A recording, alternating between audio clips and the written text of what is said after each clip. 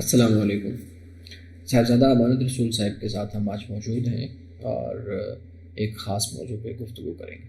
السلام علیکم جی وعلیکم السلام۔ سر، کچھ دنوں سے ہمارے سوشل میڈیا پہ اور ہمیں مختلف ذرائع سے ایک رپورٹ سامنے ہمارے آ رہی ہے کہ رواں سال 2022 میں 7 لاکھ تقریباً 65,000 کے قریب کم و بیش اچھا، طلباء یا اسکالرس ایسے ہیں جو ملک یعنی پاکستان چھوڑ کے دوسرے ممالک میں سیٹل ہو چکے ہیں۔ ڈسپائٹ دس کی یہ اچھی بات ہے، بری بات ہے، اور ان سے ان کو کیا فائدہ ہے، ان چیزوں کو ہم نہیں ڈسکس کریں گے، لیکن کچھ سوالات ہیں جو اس سے متعلق ہیں۔ عام طور پہ دیکھنے میں یہ آتا ہے کہ کوئی بھی شخص جب تعلیم حاصل کر لیتا ہے، جب اپنے تعلیمی معاملات کو پورا کر لیتا ہے، تو اس کے پاس ایک اسکل آ جاتی ہے، ہنر آ جاتا ہے، اس کے پاس ایک خاص جو ہے نا وہ ایک مائنڈ سیٹ آ جاتا ہے، تو اس کے ذریعے پھر ہم دیکھتے ہیں کہ وہ اپنے سوسائٹی، اپنے ملک اور اپنے گھرانے اور اپنے معاشرے کو ٹھیک کرنے کی کوشش کرتا ہے۔ لیکن جب ہم دیکھتے ہیں تو ہمارے سامنے تو یہ بڑی مختلف چیز آتی ہے کہ جہاں سے جو مائنڈ سیٹ تیار ہوتا ہے، یا چلے باہر سے جا کے بھی وہ تیار ہوا ہے تو پاکستان کا باشندہ ہی، تو وہ کیوں ایک بہت بڑی تعداد کے اندر وہ لوگ خاص طور پہ جو پڑھے لکھے ہیں، جو ملک کو ٹھیک کرنا چاہتے ہیں، جو معاشرے کو ٹھیک کرنا چاہتے ہیں، وہ یہ ملک چھوڑ کے دوسرے ملک میں سیٹل ہو رہے ہیں، اور اس کی کیا وجوہات کیا ہو سکتی ہیں؟ آپ اس پہ روشنی ڈالیں۔ اچھا دیکھیں، پہلی بات تو یہ ہے کہ ہر انسان کا بنیادی حق ہے نقل و حرکت کا، کہ جہاں وہ جانا چاہتا ہے وہ جائے۔ اور ہمارے ہاں جو نیشن سٹیٹس وجود میں آئیں، اس سے پہلے کوئی اس طرح کی پابندی نہیں تھی، بلکہ بہت حد تک آپ کہہ لیجئے کہ آج سے 40 سال 50 سال پہلے بھی کوئی پابندیاں نہیں تھیں۔ لوگ کسی نہ کسی طریقے سے کسی نہ کسی ملک میں آرام سے چلے جاتے تھے، لیکن وقت کے ساتھ ساتھ یہ پابندیاں عائد ہوتی چلی گئی۔ پہلی بات تو یہ ہے کہ نقل و حرکت کی کوئی بھی کسی پر پابندی نہیں ہے، ہر کسی کا حق ہے جہاں چاہے رہے، جس ملک میں چاہے بسے۔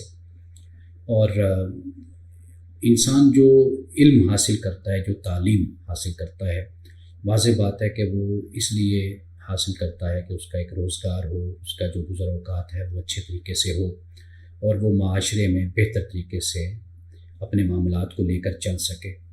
یہ بھی ہر انسان کی خواہش ہے، اور یہ بنیادی حق بھی ہر انسان کا بنتا ہے اس حوالے سے۔ تو اس پر تو کوئی بھی پابندی نہیں ہے، جو جہاں چاہے جائے رہے، اپنا کام کرے، محنت کرے۔ یعنی ہم کہہ سکتے ہیں کہ یہ ان کا جمہوری حق ہے، جی، بنیادی جمہوری یعنی حق ہے کہ وہ جہاں چاہے جائے۔ ایک تو یہ بات ہو جاتی ہے۔ اچھا، سوال یہ پیدا ہوتا ہے کہ لوگ اپنے ملک سے کیوں جاتے ہیں چھوڑ کر؟ تو ہمیں بجائے اس کے کہ ان لوگوں کی حب الوطنی پر شک کریں ہم، اور یہ کہیں کہ دیکھیں جی اپنے ملک میں یہ پڑھے یا یہاں پر تعلیم حاصل کی، جوان ہوئے، اس ملک نے کھلایا پلایا ان کو اتنا بڑا کر دیا، تو یہ ایک جذباتی قسم کی بلیک میلنگ، جس کو کہتے ہیں ایموشنل قسم کی بلیک میلنگ ہو جاتی ہے کہ بھئی یہ دیکھیں یہ اپنا ملک چھوڑ کر چلے جاتے ہیں۔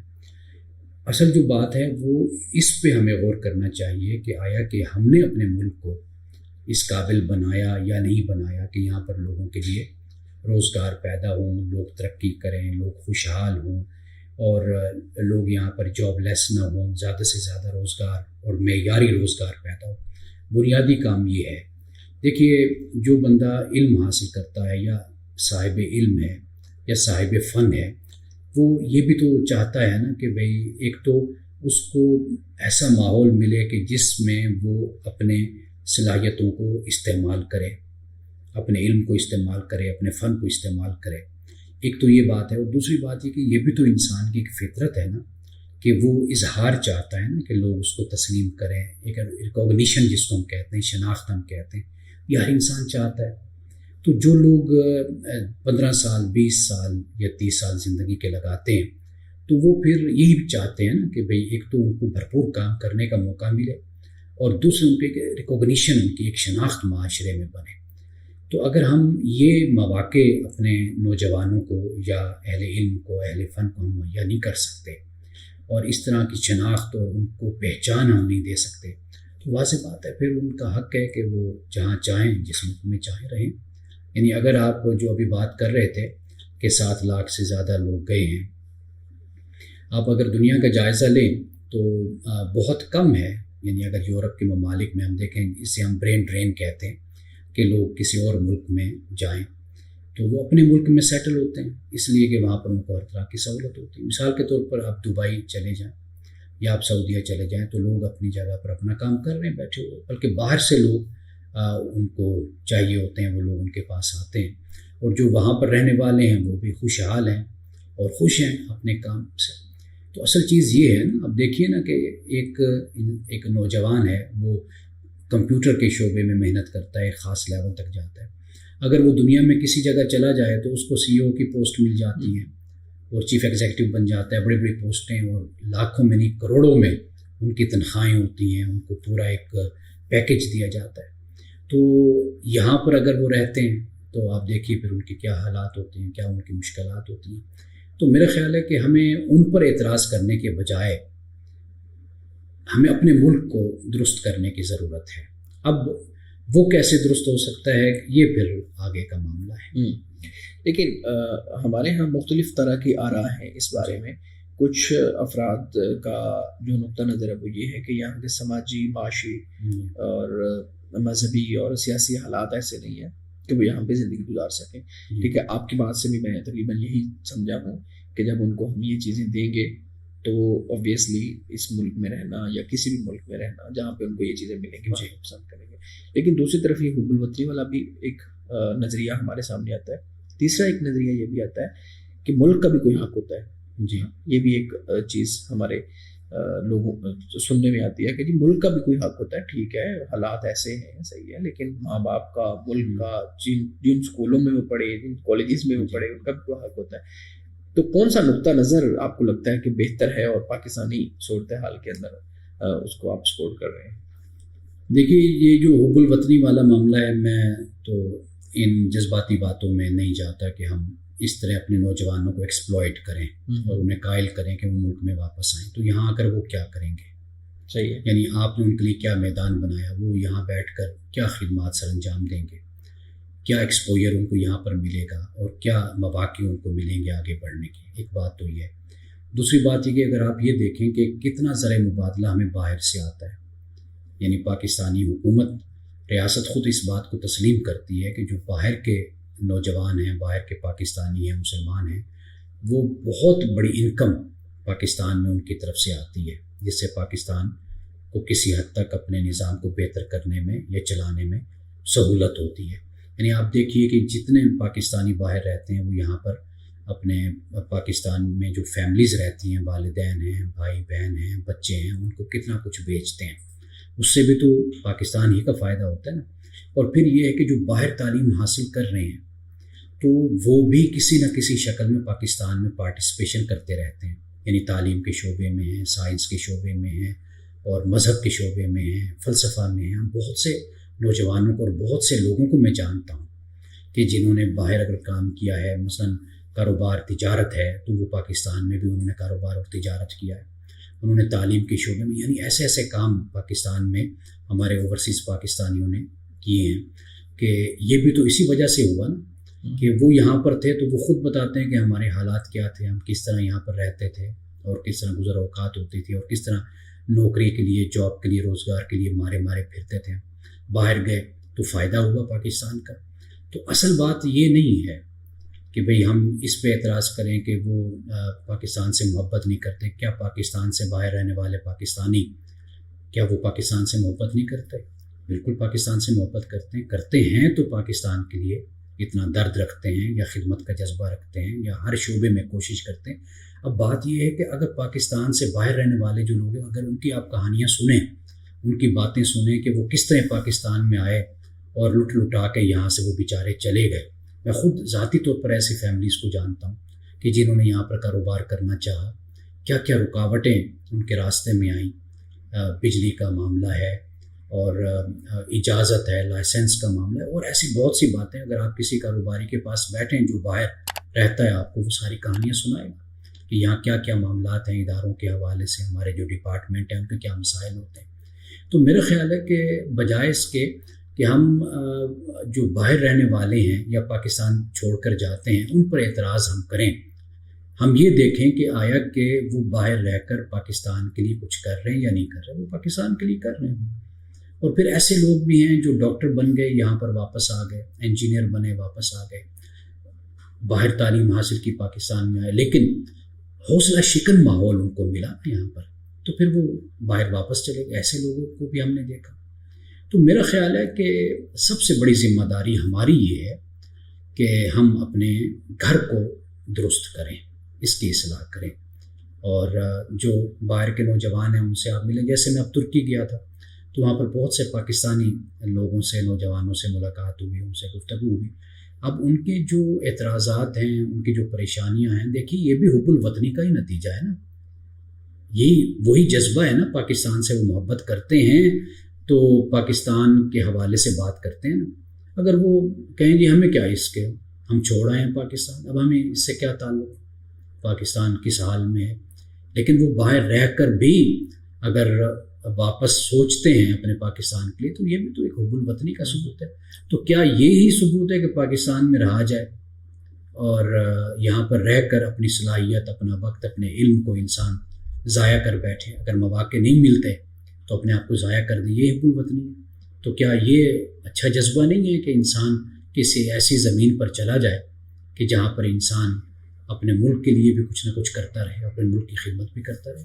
بالکل, آپ کی جو آپ نے بات کی ہے یہ ایک الگ طرح کا نقطہ نظر ہمیں ملا ہے کہ اوورسیز پاکستانیوں پہ ہمیں فخر ہوتا ہے نا کہ وہ اوورسیز پاکستانی ملک کے لیے سوچتے ہیں. تو جب یہاں سے لوگ جائیں گے نہیں تو وہ کیسے اوورسیز بنیں گے؟ تو یہ بھی ایک چیز ہے. اچھا, آخری میری ایک جو چیز ہے وہ ہمیں روزگار کے مواقع کو ہم نے ڈسکس کر لیا, سیاسی ماحول کو ڈسکس کر لیا, ٹھیک ہے, سماجی ماحول کو ڈسکس کر لیا. ایک اور چیز بھی ہمارے سامنے آتی ہے کہ میں نے کئی ایسے لوگوں کو دیکھا ہے جو مذہبی حوالے سے کام کرنا چاہتے ہیں مذہب پہ, چاہے وہ کوئی بھی مذہب ہے, اسلام ہے یا تقابل ادیان پہ کام کرنا چاہتے ہیں کسی دوسرے مذہب پہ. وہ یہاں پہ ان کو روزگار کے اگر مواقع ملے بھی ہوں اور ان کے لیے سماجی ماحول سازگار بھی ہو, سیاسی ماحول سازگار بھی ہو, لیکن اس کے باوجود میں نے کئی ایسے مذہبی لوگوں کو بھی دیکھا ہے جن کے لیے مذہب پہ کام کرنا بھی مشکل ہو جاتا ہے یہاں پہ, تو وہ بھی اس ملک کو چھوڑ جاتے ہیں. اس پہ بھی آپ تھوڑا سا بات کیجیے.